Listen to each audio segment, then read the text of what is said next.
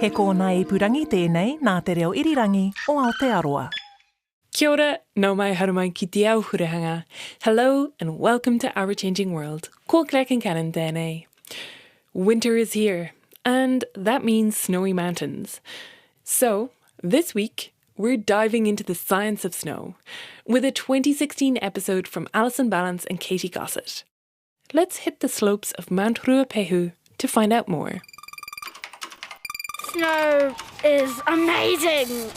Building a snowman. Building a snowman. You can slide on it and you can play snowball fights. So what do you think of snow? What do you like about it? It's the softness. It's white. I like that it's cold. I like the consistency of it. Different kinds of snow, hard snow, soft snow. Yeah. I like that you can eat it, you can throw it at people, you can ski it, you can snowboard it. Do you ever think about the snow and how it forms and what it's doing when it's on the ground? No, I actually don't. I thought hail would come down. Don't look too far into it, eh? Yeah. We didn't learn about that in science, did we, Ollie? Or have you learned about that? I won't look too much into it. What do you like about snow? Ooh, I like skiing it and the science of it. Hey everyone, I'm Alison, Ballance. And I'm Katy, Gosset, and welcome to the science of Snow.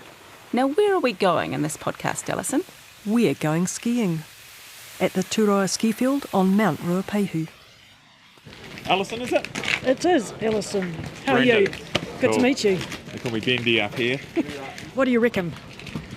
Should be a pretty good day. We're in a bit of a Mount Free cycle at the moment, so some of the off-piste stuff, it's going to be pretty slick underfoot, but the sun's out, the wind's pretty light and it's coming in from the east, so should soften up nicely for some good spring corn skiing. Excellent. Well, I'm looking forward to you being my snow expert for the All morning. good. All good. That's Brendan Nesbitt, and he's in charge of the Turoa Ski Patrol. He's also an avalanche forecaster, and boy, does he know lots about snow. Now, Katy, when he talks about the melt freeze cycle there, that's a fine piece of Kiwi understatement. What he really means is that the ski area is very icy first thing on a spring morning. We're off to find a patch of snow that's actually soft enough to dig a hole in. And on the way, I'm finding out just how many kinds of snow you can get and how different they all are. Chalky, squeaky, powdery, icy, yep, slide for life. And we'll go over there, we'll put the microphones on and we'll feel a little bit how this snow, if you were to ski it, it would sound like that. And then we'll find some ice over there and we'll let you know how that one feels.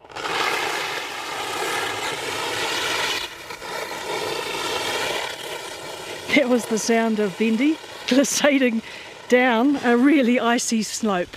We don't like stuff like that. We prefer stuff that sounds more like this.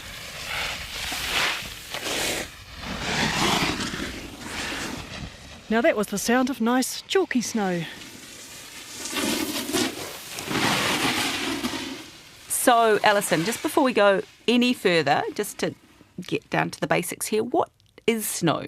I'm going to pass that one straight on to our snow experts.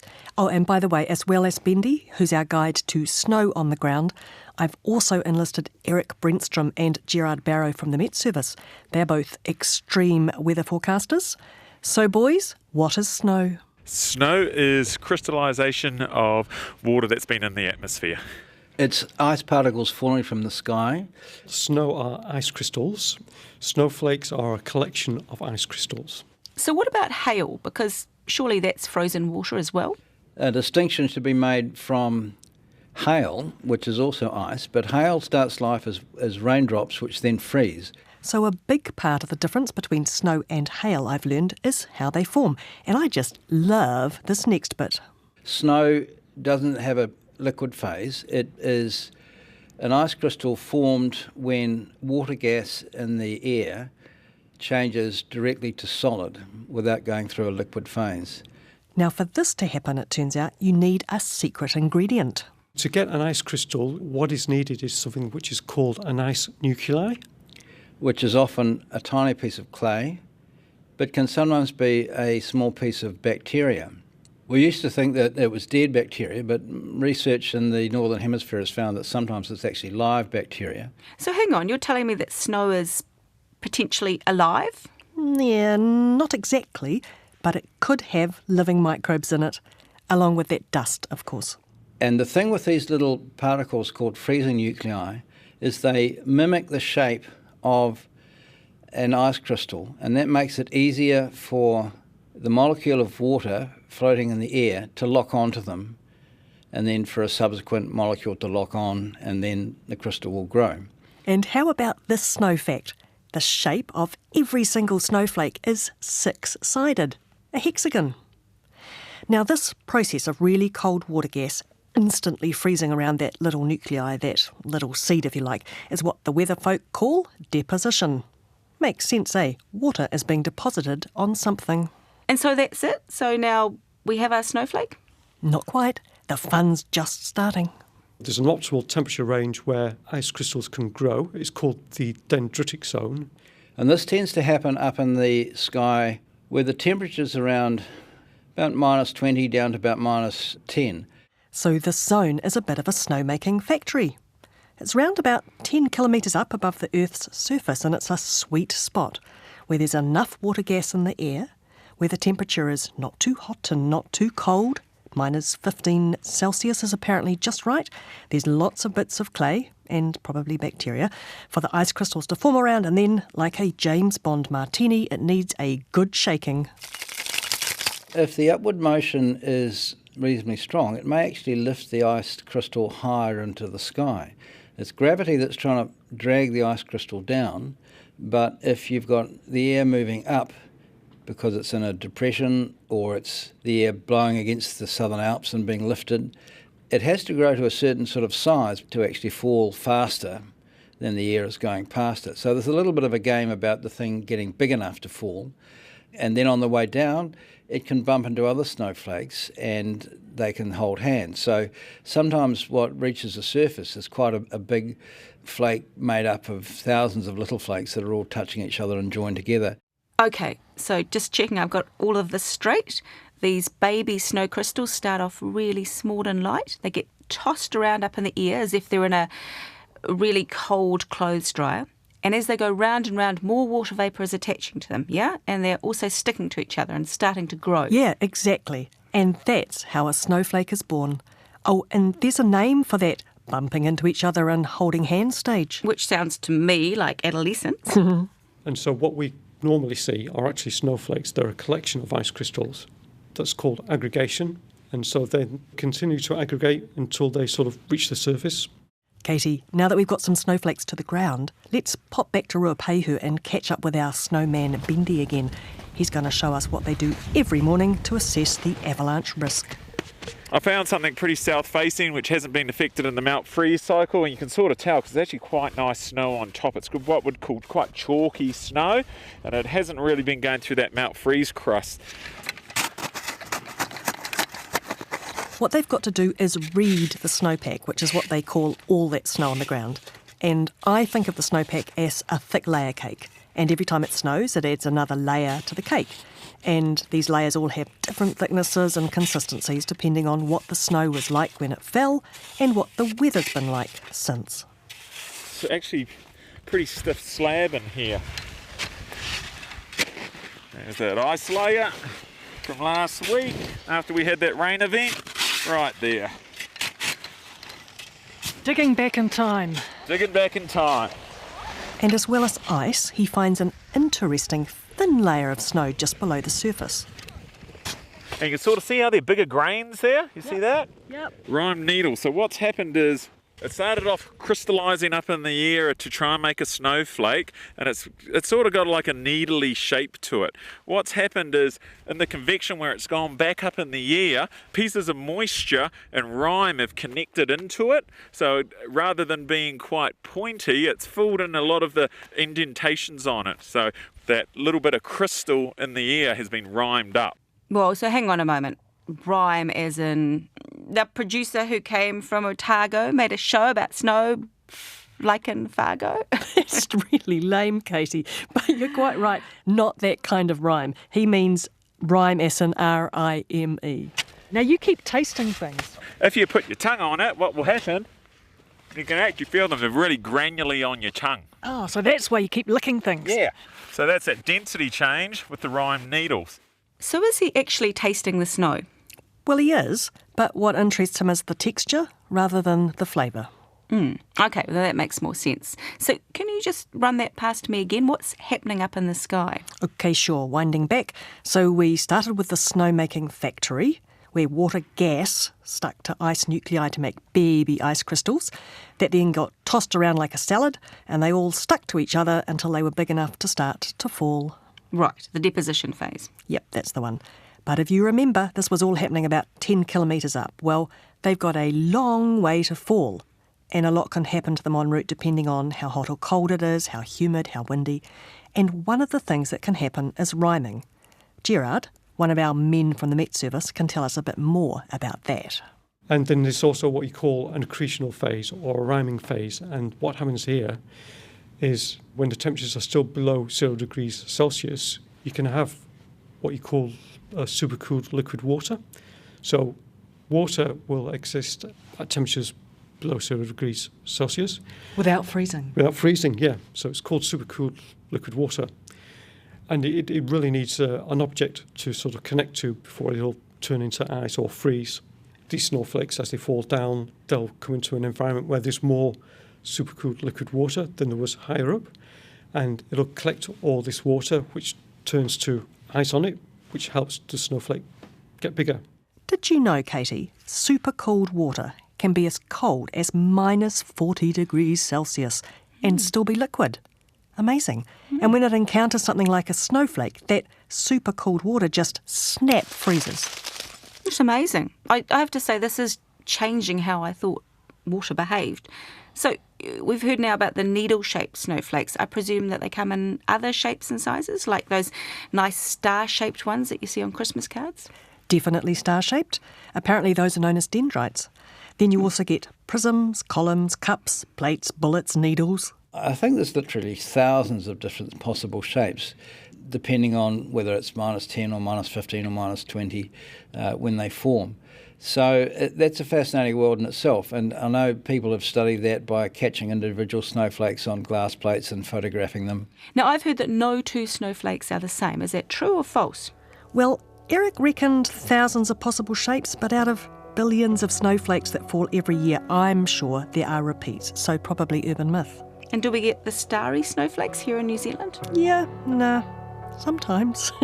North America and Europe get heaps of them. New Zealand, not so much. Ah, ripped off. I know. Our experts tell me we've got a maritime climate, so we're warmer and wetter than a continental place like Europe, which is lovely, cold and dry. And cold and dry is apparently just much better when it comes to building delicate snowflakes with long branching arms. Plus, of course, when they reach the ground, we've got lots and lots of wind, as we all know, and that gives the snowflakes a good bashing and knocks all the lacy bits off. Now, just before we get into that a bit more, here's one of my favourite things I learned while I was recording this podcast. The vast majority of rain in New Zealand starts life up in a cloud as an ice particle. Most of the precipitation, most of the rain that you see, most of it starts out as snow. It's just by the time it's reached the surface, it's melted to rain. So the factory up there is churning out lots of snow, but most of the time, it's just too warm and it melts, and so all we get down here is rain. And it shows how critical temperature is. That's why we get snow in winter, of course, when it's colder, and the snow can make it all the way down. And of course, that's why you get more snow up a mountain than down at sea level, because it's colder the higher you go. And the colder it is, the more snow you get. I was wondering about how much snow you get on Ruapehu, and Bendy fills me in as we ride up on the chairlift. We're based out at about 3 metres average. Of course, we measure that around the 2,000 metre mark. Above there, up at the high noon, you'd expect to see quantities of 4 to 5 metres easily up there. Where down the lower elevations, of course, it gets a bit smaller. Around where we are now, we're at about 1,700 metres. We're probably looking at about a metre of snow as a whole, but it always comes in with wind. So right below us here, this patch in here would easily have 2 to 3 metres in it, where on that ridge line just over there is probably about a metre. So when it comes to snow on the ground here, wind is really important. Wind is massive. 97% or 98% of our snow comes in with wind. And So horizontal snow is quite a feature. It's a very big feature. It is a very big feature. So the snow isn't evenly sprinkled across the mountain. 10 centimetres might have fallen, but in one place there's bare rock, and right next door there's a metre deep snowdrift. And it's in a spot like that, on a sheltered slope where snow accumulates, that we're digging the snow pit. So what are you actually doing there with your hole? What did you just call it? A snow pit? Yeah, snow pit. It's the proper technical term for it. So we're sussing out what's happened to the snow since it landed on the ground and got blown around, and Bendy needs to know that so he can work out whether it might create an avalanche. What I'm going to do is just go down and just have a look. So probably got... He's poking with his finger. Yeah, so that's probably one finger. What he's doing now is he's testing how soft it is. Is it soft enough to poke one finger into? Can he get 4 fingers in, a whole fist, or just a knife blade? In this case, one finger is nice and solid. That's all right side up. There's nothing jumping out like suddenly, with my 4 fingers in there. And then what I'm going to do an extended column test, which is probably about 30 centimetres. Now what's he doing? He's sawing a vertical column from the back wall of the pit. And if chunks suddenly fall off, then that tells him how stable the snowpack is, or isn't. If something does fall off, it tells him there's a sliding layer or a weak layer, where 2 levels of that layer cake we were talking about haven't stuck together. Give it a test now, put certain amounts of energy into it. 1 from my hand, 10 taps, then from my elbow, 10 taps, and then from my shoulder. So this is a real good test to see how much load it needs and what are the propagation properties in it. So he's having a really good look and feel, poking and prodding and, tasting, until he understands the snow right down through all the different layers. You've got an entire novel in there. Yeah, just about. And what we'll probably start to see is a bit of a temperature gradient when we put the thermometer in it now, just through those layers there. Oh, and another thing he does is take the snow's temperature. Because if the temperature changes really quickly across just a few centimetres, that's bad news apparently, as it creates a kind of weak snow known as faceted. So Bendy starts at the bottom of the pit with the thermometer and works his way up. Yeah, so we've got -2 here. And as you see, it's getting colder as you come to the snow surface now. We're looking at -5.5. It's kind of counterintuitive because it's getting colder the closer you are to the surface. Yeah, exactly, and that's the temperature gradient. Yeah. Cool. Did I hear that one right? It's actually colder at the surface than it is further down. Yep, you heard right. Amazing, eh? That's because the snow's a really good insulator. That surface snow is acting like a blanket, keeping the cold air away. When you think about it, that's why people in the Arctic build igloos and why polar bears hibernate under the snow. It's actually pretty warm when you're tucked away in it. That's how we come up with a lot of the decisions we make. Well, nothing's really going on there. Nothing's moving. So the key is Bendy and the avalanche team do this over and over again every day in different parts of the ski field, and they always do it exactly the same way. The pit is the same size, the column is the same size, they use the same series of taps, they take the temperature and so on. Right, so when it comes to the science of snow and predicting avalanches, it's all about consistency and repetition. Indeed.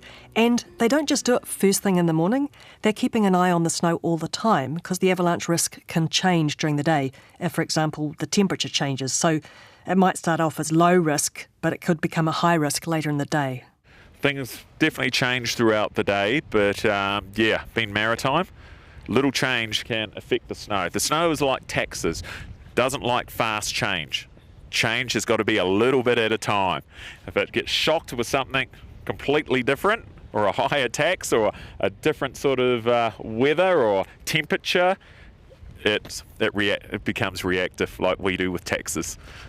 Well, snow's not alone in that. You know, lots of us don't like sudden change. Or taxes, for that matter. No, indeed. But hey, one other thing I want to know, why is snow white? Because it reflects the light. Okay, so that's easy. And avalanches? An avalanche is a movement of massive snow moving down the hill. Why do they happen? They happen usually because of weak layers within the snowpack, and that's what Bendy was looking for in the snowpack, weak snow that might collapse or slide. And of course, this is only going to happen if the slope is steep enough for snow to get some momentum. So a gentle slope won't slide. And actually, you're not going to get an avalanche of something that's really steep either. You won't get a big build-up of snow there. So what avalanche forecasters say is to look out for anything between 30 to 45 degrees. That's the danger zone. Right. And that zone could be up above you as well, not just what you're standing on? Absolutely. Now, I'm assuming ski fields put all this effort into preventing avalanches. It's obviously a genuine risk for them. It sure is. An avalanche can injure and even kill people. And just at Turoa, there's quite a few places either on or above the ski field that could avalanche. So we're riding the chairlift up, and I'm getting a guided tour of the avalanche paths. You have quite a few of them? We do there, Alison. So in our books, we've probably got about 120.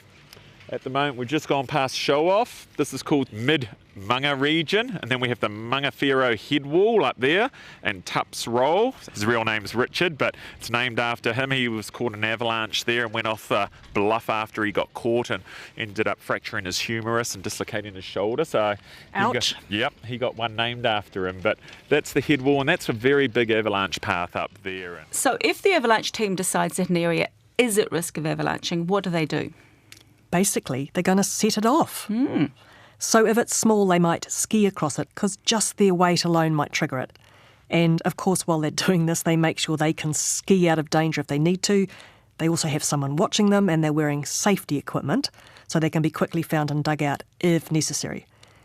If the potential avalanche is too big and dangerous to do that to, then they use explosives. They have like rocket launchers that they can fire from somewhere safe. Or, if necessary, they'll use a helicopter and drop the explosives from that. And that'll trigger the avalanche. Boom! Off it goes. And of course, they're going to do this when the ski field is empty. Just as well. I was going to ask that. That sounds like fun, explosives. Okay, and so once they're off and underway, are all avalanches kind of unfolding in the same way? Good question. No. I've discovered they come in two main flavours or types.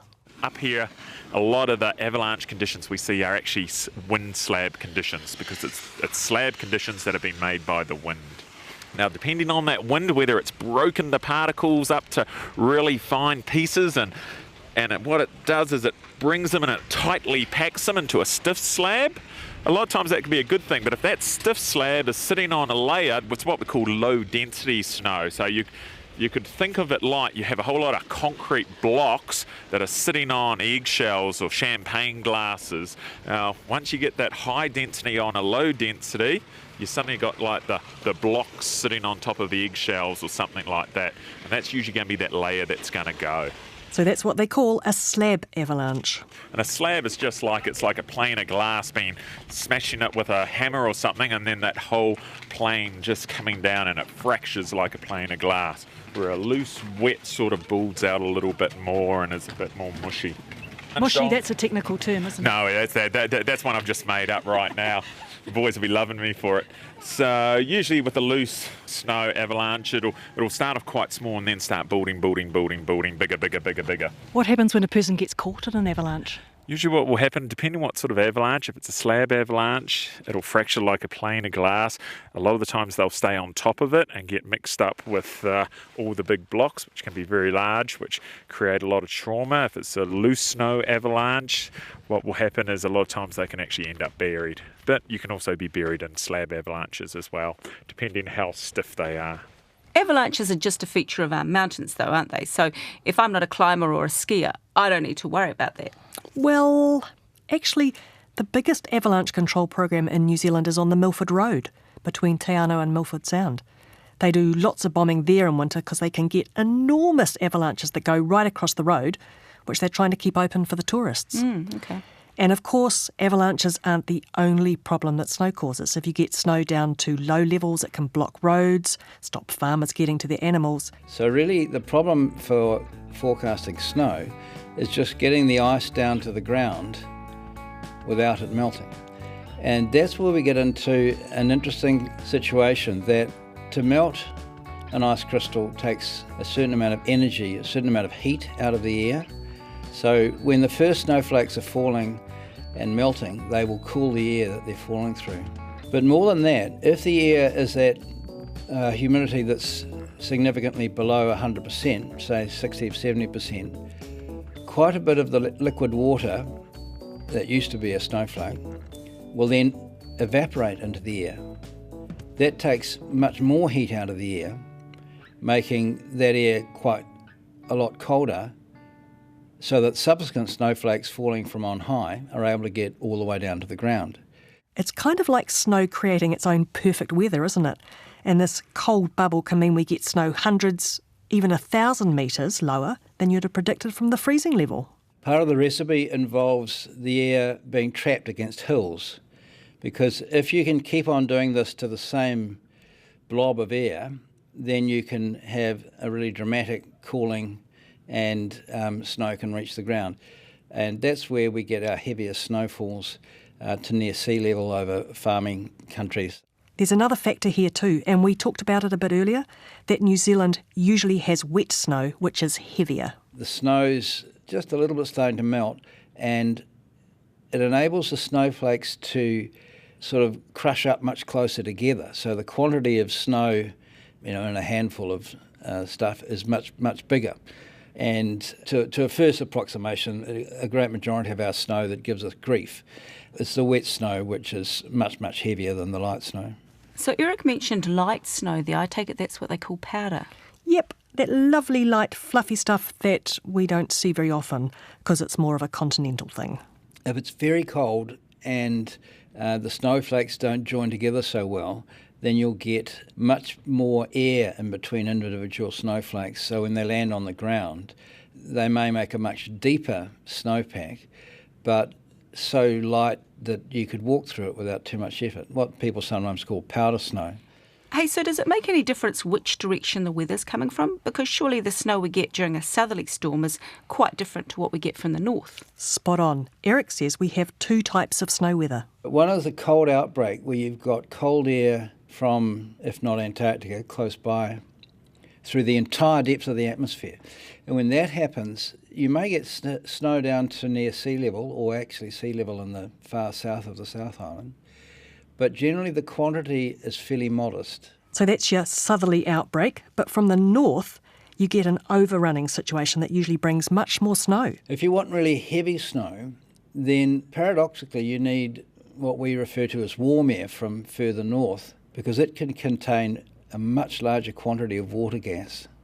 Now, if you have a system like a low deepening so that it's pulling air from the north in at mid-levels while a cold southerly goes underneath at the surface, then you have a recipe where the relatively warm air, still with a temperature significantly below zero, that relatively warm air is rising over the cold air, and if both lots are being slammed into the mountains by an easterly, then you get much heavier snow than if you had only the air coming from the south.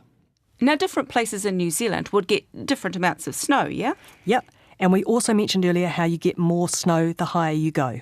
Right, so in theory, the Southern Alps would get the most. Yep, that would be fair to say. But we really don't know how much snow falls in most places because it's hard to measure. The ski fields know, of course, and Niwa is trying to measure it in some other places. They've got 12 snow stations, most of them in the South Island Mountains, where they automatically measure things like how deep the snow is. So what's the aim behind that? I mean, does it matter how much snow falls? Heck yeah, it does matter because most of that snow melts, and that meltwater is really vital. Christian Zammit from Niwa says it's important for the economy. It's mainly the source of water used for irrigation and potentially water supply in some part of the country. We've been demonstrating that the amount of snow falling is impacting the amount of electricity. So there is a direct impact between how much snow is falling and how much electricity is available and the price of the electricity. So there we have it, the complete life cycle of snow. From the snow factory high in the sky churning out baby ice crystals, down to the ground where snow can morph into something life-threatening, and eventually it melts and powers the hydroelectricity that keeps us warm when it's cold and snowy outside. Right, Alison, let's ski this up. This will be good. On the chalky snow. Thanks, Alison and Katy. That was an episode of the RNZ podcast, The Science Of, produced and presented by Alison Ballance and Katy Gosset. Sound engineering for this episode was by William Saunders, and Tim Watkin was the executive producer. Our Changing World is produced by me, Claire Kincannon, with help from Ellen Rikers. Our website is at rnz.co.nz/ourchangingworld, where you can find our extensive back catalogue of hundreds of episodes, and you can sign up to our monthly newsletter. We're also on Twitter and Facebook, where you can find us at RNZ Science. Tēnā koe I whakarongo mai. Thanks so much for listening. I'm Claire Kincannon. Have a great week. Kia pai, tō wiki.